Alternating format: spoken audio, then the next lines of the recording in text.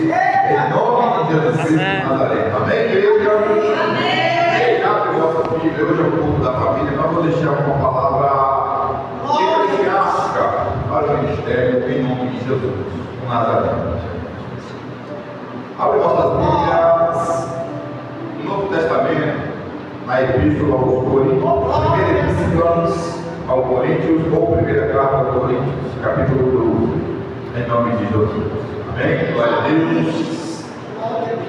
Para você entender o teor da mensagem que vai ser direcionada, na religião, no ministério, nós temos uma categoria, uma ordem eclesiástica ministerial. E cada um, dentro dessa trilha eclesiástica e ministerial, deve saber e conhecer qual é a sua função, qual é o seu chamado e qual é a sua vocação e qual é a reverência a ambos os cargos ministeriais dentro de uma igreja. Em nome de Jesus. Reverência é você chamar a pessoa pelo aquilo que ela é, segundo o que Deus chamou. Em nome de Jesus. Você também não pode confundir na sua mente, pela sua humildade, pela sua simplicidade, que você deve chamar todo mundo de pastores, que você deve chamar todo mundo de profetas, que você pode chamar todo mundo de apóstolos, que você pode chamar todo mundo de missionários ou de evangelistas. Não, é cada um segundo o chamado de Deus e a vocação do Senhor, conforme o dom que foi concedido, em nome de Jesus. Amém? Glórias a Deus. Epístola aos Coríntios, em nome de Jesus, capítulo de número 12, verso de número 28, em nome de Jesus. E também, em paralelo com essa palavra, a Epístola a Efésios, capítulo 4, versículo 11. Vou aproveitar bastante essa instalação para que você não saia daqui confundido. Em nome de Jesus Cristo. Amém? Glória a Deus. Epístola aos Efésios, capítulo 4, versículo 11 também. Vai dizer da seguinte forma. Preste atenção à palavra de Deus. Versículo 28. E a uns pôs Deus na igreja. Vou repetir. A uns pôs Deus na igreja. Não o homem. Pôs Deus na igreja. Para quê? Primeiramente, para apóstolos.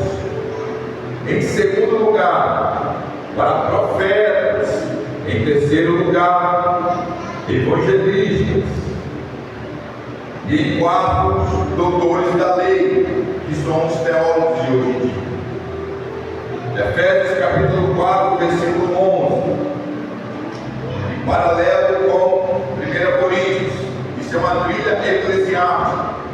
Diz: e ele mesmo deu uns para apóstolos, outros para profetas, outros para evangelistas, outros pastores e outros doutores da lei. Isso são 5 dons ministeriais que são distribuídos para a liderança da igreja. Em sequência disso, vem também o bispado, bispos, presbíteros, diáconos, cooperadores, obreiros, semelhantemente ministério feminino, como profetisas, missionárias, bispas, diaconisas, obreiras e cooperadoras no Senhor. Paulo foi um dos apóstolos que não andou com Jesus Cristo, não conheceu Jesus Cristo, mas ele foi chamado para apóstolo. E quem chamou Paulo para apóstolo? Foi o homem? Não. Quem chamou Paulo para apóstolo foi o próprio Senhor. Quem ungiu Paulo para apóstolo foi o próprio Senhor.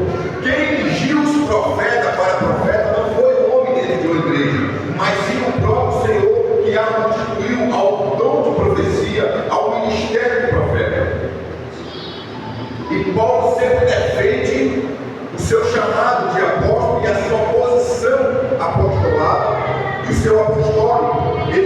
é feito nas suas cartas aos 1 Coríntios. Ministério de profetas. Deus diz lá em Números 12 que Moisés, Arão e Miriam, os dois irmãos, discutiam com Moisés quem era profeta entre eles. Deus, porém, diz: olha, se houver algum profeta no meio de vocês, eu vou dar 2 sinais. E qual é o sinal? Eu virei a ele em visões e falarei com eles. E em segundo, eu virei em sonhos e falarei com ele.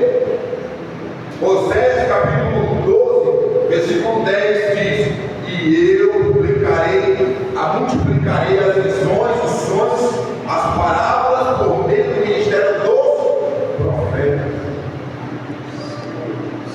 Agora vamos lá. Isaías, quando foi chamado a profeta, Isaías teve sinal. Qual foi o sinal que Isaías teve?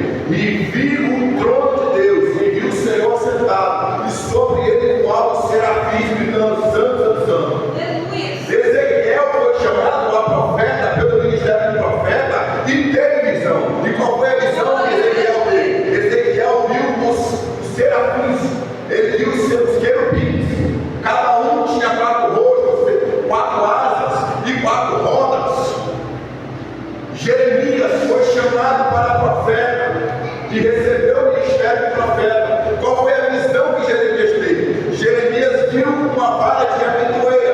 Depois Jeremias viu uma panela fervendo, simbolizando. Daniel foi chamado a profeta, porém Daniel teve as visões de Deus e as revelações de Jesus Cristo. Eu, porém, recebi do Senhor o ministério de profeta e o dom de profecia, e vi de cima do monte do Senhor, do monte santo, eu vi o Senhor à minha direita, o Deus Todo-Poderoso, e vi também uma mulher à tua esquerda, que tinha na tua cabeça uma coroa de 12 estrelas. Ravácia, minicou na Rabamélias. Então o Senhor me constituiu profeta, e na igreja tem que ter profeta, na igreja tem que ter profetisa, porque igreja que não tem profeta, igreja que não tem profetisa, ela vai de mal a pior e declínio espiritual.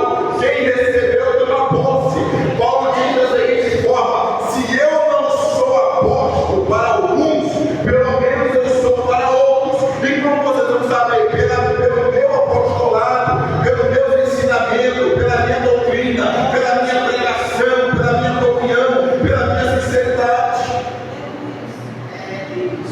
Aí eu fico aqui. Aí ele diz: porventura são todos os profetas, são todos apóstolos, são todos evangelistas, são todos missionários, são todos obreiros? Não. Cada um tem a sua função. E existe um monte de obreiros aí, pastor, já vou finalizar. Entra um monte de obreiros entrando aí por dentro da porta, obreiros dizendo: eu sou missionário, sou missionário, sou evangelista, sou presbítero, sou bispo, sou bispa.